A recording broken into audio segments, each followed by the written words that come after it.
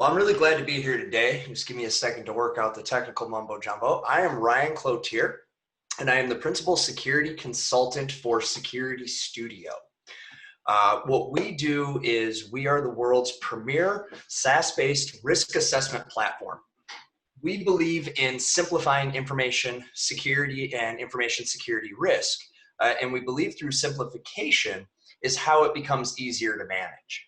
So I'm just gonna see here if you guys can see my screen. Are you able now to see that?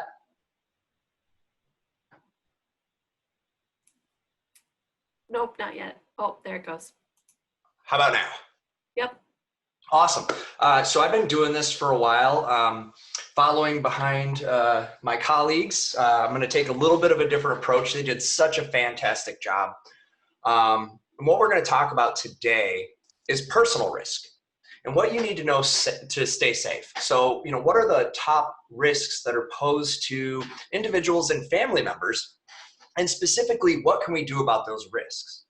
So as we know, living in the interesting COVID era, most of our employees now are either at home full-time or part-time. We have our children learning from home. We're a lot of times working from home ourselves. And what often goes overlooked is the roles and responsibilities that we have to mitigate that personal risk, because it impacts us as individuals, but now it also has the potential to impact our businesses, to impact our communities. And as we see, and as my colleagues talked about before, we see the con artists and the cyber criminals continuing to evolve their tactics. And unfortunately, we have had the first confirmed death due to a cyber attack. And we believe that trend is going to continue, and that's why this is so important. So just really quick, SecurityStudio, we are experts on a mission. We share that vision with our partners over at FR Secure. We are a values-based organization that is mission-focused and vision-driven. Briefly about me, I'm the Principal Security Consultant, like I said. Half of that gray hair you see is because of working in this industry. The other half is because I raised a teenager.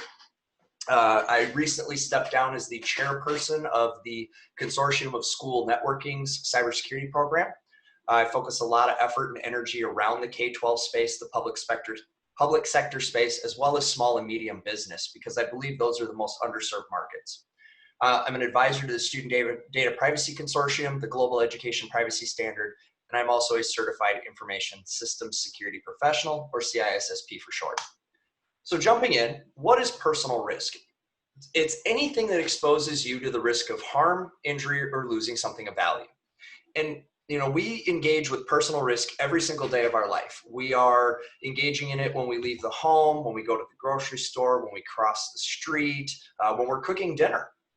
Any number of these things poses potential risks, but we don't live in fear of these risks. We adapt strategies and we adopt methodologies to help us navigate those risks more safely. So what is a digital risk? Well, digital risk is nothing more than a regular life risk that exists in digital form. We talked a lot about phishing emails. We talked about kind of security mindset. What does it mean to address this digital risk? What a lot of us don't think about is what are the digital risks within our own household? What are the things that we're doing every day that pose a risk to us, but maybe we don't know what that risk is because we're not able to see it. So just a couple quick facts. 43% of fraud victims are going to be between 20 and 29. Big reason for that is the smartphone is only 13 years old. The internet's somewhere between 25 and 30. So we haven't had a lot of time as a society to get good at this digital risk thing and to develop the life skills, habits, and behaviors we need to successfully avoid it. 23% of fraud victims will have unreimbursed expenses. 18% of all reported fraud was imposter scams. And as when I pulled these stats, we were at $1.48 billion lost to scams last year alone. So why do we keep falling victim to scams? Well, I believe it's in part because we're not clear on who's responsible. We think that it's the company's IT department's responsibility, or we think it is our internet service provider's responsibility, or we think it is the responsibility of somebody, not us. But the reality is it is our individual responsibilities. Nobody is responsible for you but you. Your risk is very personal. I'll give you a real life example. I enjoy jumping out of airplanes. I have friends that think that is an unacceptable risk. They think I'm absolutely crazy. Why would you jump out of a perfectly good working airplane? So for them, skydiving is too much of a risk. Now I'll see them do things that I think are way risky, and I won't participate in those things because, again, risk is truly personal. But we all have an obligation and a responsibility to protect ourselves from being the victims of crime. Now, we know that we can't stop all crime, but there are things that we can do to reduce the likelihood that we're going to experience it. So if you've ever been to a shopping center and parked your car, you've seen a sign that says, please hide or take your valuables with you, right? We don't take any responsibility if your things get stolen. You have an obligation to take that personal accountability to protect yourself from crime. And it is no different in the digital world. So we ask ourselves, well, where do we start with this then? The first step is to know what is your personal risk exposure. I'll talk a little bit more about that in the next slide. Educating yourself on scams. In 2020, it is important for us to stay aware of what are the scams out there. And I'll quickly move through some examples for you a little bit later in the deck here so you can see real world what people are seeing, what's showing up in the inbox. The next most important thing we can do is protect our devices by updating those devices. The majority of cybercrime that has occurred in the last handful of years, I believe it's roughly 89%, was the direct result of a computer, laptop, cell phone, smart refrigerator, thermostat, some kind of device, not having a security fix for a known problem. So the manufacturer had made a fix, but the device owner never applied the fix. So think about that. 89% is the direct result of not keeping the devices up to date. It's very easy to do, but it is something you have to learn. Probably I would guess at least 10% of the attendees right now, if you look at your iPhone or your Android, there's an update that's waiting to be applied. So we need to make time for that. We don't need to make a lot of time, but we do need to make that time. The other really important thing we can do is monitor our accounts and our financials. This is going to give us early indicators when maybe a bad guy's up to no good. Maybe somebody is stealing money from me. One of the techniques that they're using now is they only take like $1. They don't try to empty your bank account. They just take $1. But if I take $1 a month from 300 million people, I'm making a lot of money. And that's how the bad guys think. So it's important to look for those transactions. A lot of times those smaller transactions will slip through the cracks because, oh, that's just $1. Maybe that was a pre-approval at a gas pump or something. But go ahead and verify that. And then the last thing is something that I've coined called the security triple check. And I'll walk you through that. And if you practice the security triple check, you will be significantly less likely to be victimized by a cyber criminal or to fall victim to a scam or phishing email. So when it comes to knowing our risk, we have to start with, am I asking the right questions before I take action? So someone has come to me and said, I need information. I need you to click this link. I'm giving you, you've won the lottery. Click this. Am I pausing to ask the right questions? If that person was standing at my front door asking me for the same information, would I give it to them? I'll give you a quick example there with schools. If you go into a school and go to the front desk and say, I want all the information on all the children, they're probably going to call law enforcement. But if you send them an email asking for the same information, there's a better than not chance they'll give it to you. So practice those real life, real world skills in your digital life and ask, have I asked enough of the right questions before I turn over this information or I click this link? So you may be asking yourself, how do I learn what my risks are? What should I know? And how am I going to keep myself safe from cybercrime?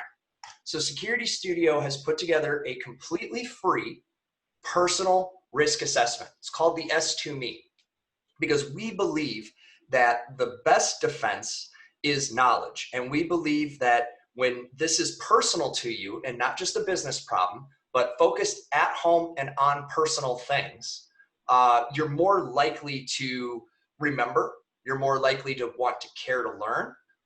And so what we did is we put this together. You get a nice security score that shows you where you're at on the spectrum. You can see how your score improves over time as you implement the recommendations. But most importantly, we give you a roadmap. So we don't just say, answer these questions, oh boy, you got all this stuff wrong. We say, here's your challenge areas, and here are very thoughtful recommendations from tried and true security experts in the industry, from best practices of what you can do to mitigate it. And it is truly free. There is no catch. No one's going to sell anything to you. I have a link for this at the end if you're interested. So I'm going to move through the phishing one pretty quick here because we've kind of already covered that. So we've got phishing, spear phishing, whaling, and impersonation. My colleagues did an amazing job on this. But I want to show you guys a couple of quick examples. So here's Netflix. Click here to verify your account. Well, that's a red flag right away. If I need to verify anything with Netflix, I go to netflix.com and I log in, and then I can verify. Any email that comes in that is threatening to do something if you don't take immediate action. So if we quickly look at this example, hey, we're going to delete your account in 24 hours. It'll be gone forever. Take this immediate action. Click here immediately. And as you can see, the link looks a little sketchy. I'm not going to pick on bit.ly links. It's a little confusing these days. Some of them are legit, some aren't. But you need to ask yourself, hey, why is this happening? And supposedly this comes from the University of Virginia library. So pick up the phone and call them and say, hey, there's something weird with my account. Most likely they're going to say, oh yeah, that's not us. We didn't do that. And you can just delete this and ignore it. Here's another example with Outlook. Outlook's asking you to verify your account. And if you don't, you see here they've blocked some of your mails. So again, there's always going to be some kind of threat or prevention of doing something. They're always going to want you to take some kind of urgent action. Here's another example. Your password's going to expire in one day. Do something now. I don't know who graduated from my university. I'm sure some people have.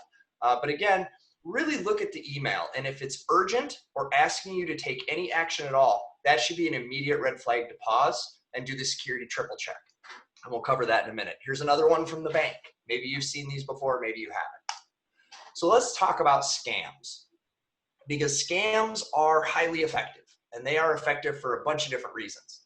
So some of the general scam types we see are financial fraud scams, tax and direct deposit scams, romance scams, and in the era of COVID, romance scams are increasing a lot, extortion, charity, and bail and family emergencies. So just quickly looking through that, here's a great example. Well, you just won a $1,000 Amazon gift card. Dear Facebook user. So Amazon's not giving away free money. Not now, not later. Somebody may give you an Amazon gift card, but it's probably going to be for about 20 bucks. Either way, I would never use this because it has unpersonalized phrasing and wording that sounds urgent. So I would go to the source and say, hey, did this really happen? Another one that gets a lot of people is the Powerball. I know we all want to win it. You didn't win it. I hate to be the bearer of bad news, but the chances of you winning the Powerball are very slim. And they're never going to email you. Your email is not part of a Powerball lottery, right? If you don't have a paper ticket in hand, you didn't play Powerball. Here's another one that claims to be from the Department of Tax Refund. I'm unfamiliar with that department. The HM Revenue Agency, who knows what this is, right? But what you see is, hey, your tax is ready. Take an action, do something. So they're always trying to trick you. Another way that they try to trick you is by claiming to be from an authority, from the police or from law enforcement. One that's highly successful is this one, the FedEx scam or the Amazon package scam. We need to confirm your delivery address. Go to FedEx.com and check the status of your delivery. Almost never does FedEx need you to confirm anything. And if they do, they're going to go about it a slightly different way. They're not just going to say, here, click this link to confirm your delivery address. This is really important, especially for our youth and our single people. So believe it or not, they can get you through text messages as well. Text message scams, or what we call smishing. I don't know why we do this to ourselves, but we love our weird words and acronyms, so we call this one smishing. But basically what it is it's a scam via text, or it's phishing via text. And so in this one, it's saying, hey, you won the lottery. Again, you probably didn't. And if you did, they're not going to contact you via your cell phone. Here's an example of a romance scam. Now, romance scams can take days, weeks, some cases months before they actually do something like ask you for money or try to get you to click a link. So you need to be careful about who you're talking to and what you're sharing with them.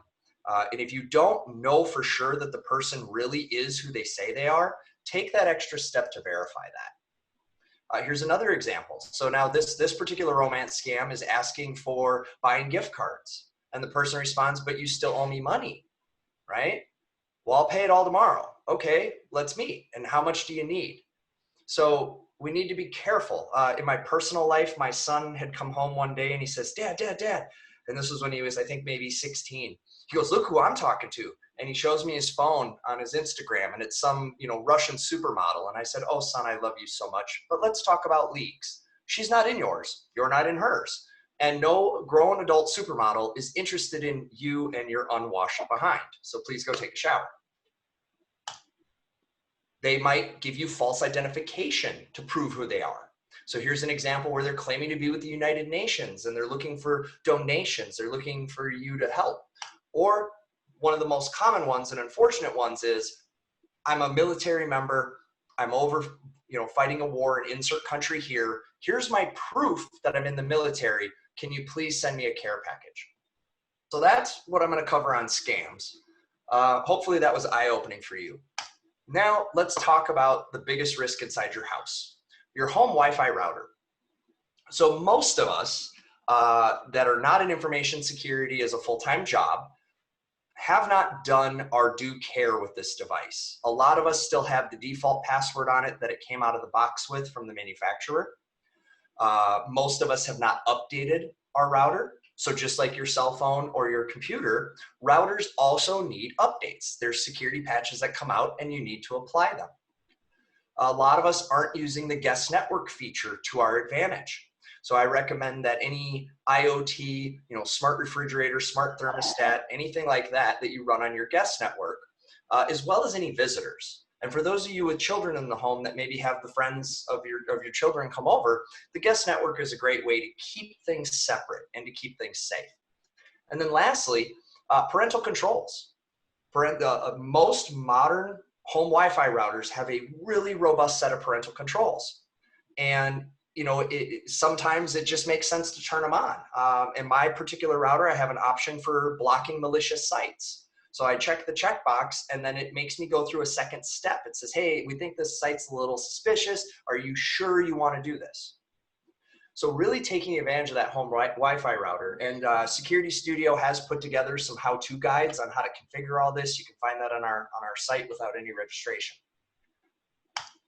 The next thing is your smartphone and your tablet. So having a PIN or a password on your smartphone or tablet is a very wise idea for a few different reasons. If the device is lost or stolen, it's going to be more secure. Also, by having that PIN or password on that device, it makes that device less susceptible to risk. It does not eliminate risk, it does not prevent risk, but it does help to start to reduce that risk. And it's just a good habit to be in. The next thing is to be thoughtful and careful about what you install. Not every app on the App Store is safe. Not every app on the App Store does exactly what it says and nothing else. So for example, just this week, I believe Google banned another 18 or 20 apps from the App Store that while they were working as like a photo editor app or a crossword puzzle app, they were also stealing the information of the people using that app. So they were stealing photos and contacts and reading text messages and stealing financial data. So be very careful what you install. Just like in the web world on a laptop or an iPad or a computer, you need to check the links. Smartphones and tablets are susceptible to phishing, viruses, and malware. And so we have to be cautious. When we get that text link in our phone, it's best to go type that into a browser, not just click it. And again, just like with the home Wi-Fi router, use the parental controls. For any of you on the call today that maybe are responsible for your parents, your aging parents, and taking care of their needs, Parental controls are a good way to help them from making those mistakes that can happen as our minds become less strong. So as we work with our, in my example, I have some parents that are, they're getting there. They're not all the way old yet, but they're on the way. And so we've started to do some of these things. I've started to set up some barriers that make it a little harder for them to make a mistake. Now, when it comes to monitoring your money, the easiest thing to do is check your financial statements monthly. What you're looking for are any unusual transactions, suspicious transactions, small amount transactions, things that you're not expecting. Now, if you shop online like I do, there's always going to be that one website you bought something from, and when it shows up on your bank statement, it's going to be from some weird company name you've never heard of. With a simple, quick Google search, you can verify whether that is a legitimate business or not. Another great tip is to set up text alerts for purchases. So for example, in my home, anytime something is purchased on any of the credit or debit cards, I get a text notice. And while that can seem obnoxious when the bills are getting paid, or maybe my wife has taken a trip to Target, it helps me know what's going on. It helps me to catch any potential fraud early on. And we have had several instances in our family where fraud has occurred. So by catching it early, I can intervene early. Generally, that makes the cleanup process simpler, faster, and less painful. If you're able, use credit cards instead of debit cards. Credit cards are legally protected under a very specific set of laws when it comes to things like fraud and who's responsible. Debit cards legally are treated as cash, so they don't have those same legal protections when it comes to things like fraud or lost money due to being scammed. Lastly, I would encourage you to close accounts that are no longer used. Maybe you've got a few 401ks laying out there from previous employers you haven't rolled over yet. Maybe you have an old savings account that you were running on behalf of your child before they graduated and went off to college. Go back and close out those accounts if you're no longer using them. And that's a really good way to prevent fraud. So with that, let's talk quickly about the security triple check. So what the security triple check is two parts. The first is a physical part. I actually want you to turn your eyes away from the screen and look back, turn away, look back, and do that one last time. And the reason for this is the human brain loves to fill in blanks. It's part of being a human. Your brain goes, I've seen that before. I know what that is. I'll take the shortcut and fill in the blank. And because it does that, it can become very hard by only looking once to see that URL isn't quite right, to see there's an extra S in Sarah, to see kind of some of those indicators that it might be a phishing email or a scam email. So by looking away and looking back, doing that 3 times, you actually force your mind to take a fresh snapshot, a fresh picture. So that's the first technique. The second is to go through this process. Check the link. Does it match what I expect? Is this a legitimate link? Go to URL checker. If you just Google URL checker, there's lots of resources that you can just put that in and it'll tell you whether it's suspicious or not. Check the sender. Is this coming from somebody that I'm expecting it to come from? Check the request. What are they asking me for? What is happening? Why am I being asked for this? And again, if they're asking for information or money, that is an immediate red flag. Then the last piece, after you've done that check, is to verify. Actually get on a video chat, call the public number. If you can social distance and do it face-to-face, that's even better. But verify before you commit to taking action, okay? Couple things that I think, living in remote life, these safety tips will also help you protect your family and yourself from fraud, scam, and being the victim of cybercrime. So setting boundaries and keeping your workspace a workspace, right? Not letting the workspace also serve multiple purposes. By doing that, you create a situation where maybe the cat walks across the keyboard, accidentally sends an email. Maybe one of the kids, is young toddler's curious, ends up jamming on the keyboard. I mean, anything can happen. So having those boundaries helps you just be healthier and more aware, as well as keeps the private things private. Know what's in your background.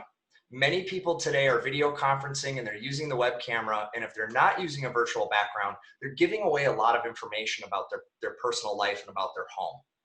So you want to be aware of what's in that background. Make sure you don't have any insensitive items. Maybe grandpa brought home a Nazi flag from World War II and you're very proud to hang it, but out of context, that might not be received well. So think about what's in that background. Be sure to take breaks. Fatigue is one of the top causes of mistake. So take breaks. We're all working harder and longer than ever before. Simply taking a break helps you stay more resistant to cybercrime. When it comes to technology, knowing how to secure it before you use it is your best bet.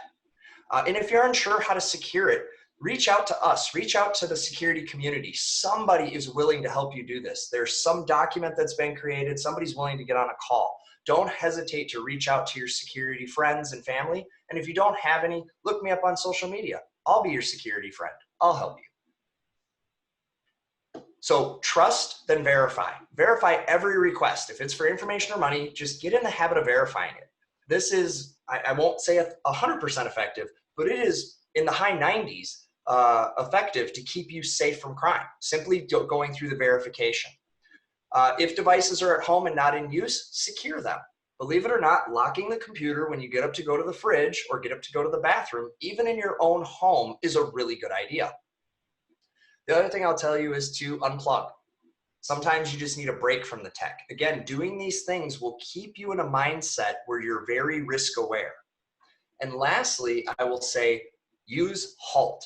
So if you're hungry, angry, lonely, or tired, you may want to consider not doing certain sensitive activities. That may not be the best time to pick out a new bank mortgage. That may not be the best time to do sensitive activities on the computer, because when you are any of those things, hungry, angry, lonely, or tired, you're more likely to make a mistake. You're also more likely to fall victim to cybercrime because you're going to be more easily distracted or influenced.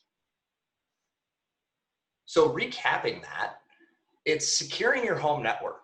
So change those default administrator passwords, use a guest network for that IoT and untrusted devices. Really limit access to your work device. Shut it down or lock it when you're not around it. This is a growing concern for businesses right now. They have so many employees at home that even though that employee may have been doing great in the office setting about clean desk and locked workstation, at home, those habits and behaviors just aren't being practiced. So try to do that as best as you can. As always, be careful what you click and where you click. We always encourage you to hover over the hyperlink, verify the address, but it gets a little easier. If it's asking for something, it seems random, it's illogical, or it's threatening, it's almost most certainly a scam. So if you take that approach to say, you know what, it just doesn't taste, it doesn't pass the smell test. If somebody was at my front door right now asking me this exact same thing, I would feel a little off about it. Don't respond to that email. Go through the steps of following up and verifying. And then protect your devices. So if you haven't already, make sure that your antivirus and anti-malware is up to date. If your router's going on 8-10 years old, it might be worth considering getting a new one. And if you've never updated your router ever, today's the day to do it. So as promised, I was going to provide you a link to the S2Me. Again, this is very comprehensive. It's completely free. We don't use any of the information, any of the personal information at all for any purpose. This is about you, and this is about you getting better at managing your own personal information security so that you can protect yourself from those digital risks, so that you can protect your family, your businesses, and the people you care about. I'll leave that up for just a second. I think I might have gone a little quick, so if everybody's okay, I will pass this on.